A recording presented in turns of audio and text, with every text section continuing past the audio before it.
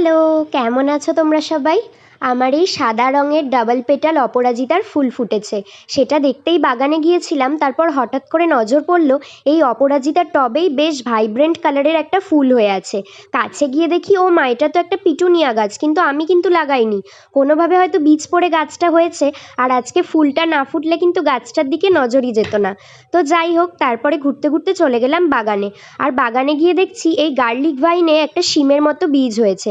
সাধারণত এই গাছ কিন্তু কলম থেকেই চারা তৈরি করা হয়, তবে এই বীজটা আমি প্রথমবার দেখলাম। শীত এবং বসন্ত, বছরের এই দুটো সময়ে গার্লিক ভাইনে কিন্তু বেগুনি আর সাদা রঙের খুব সুন্দর ফুল হয়। তো চলো এরপর তোমাদের আরও একটা ইউনিক বীজ দেখাই। এটা তো কাঠগোলাপ গাছ, তোমরা সবাই জানো, আর কাঠগোলাপের ডাল থেকেই নতুন চারা তৈরি হয়।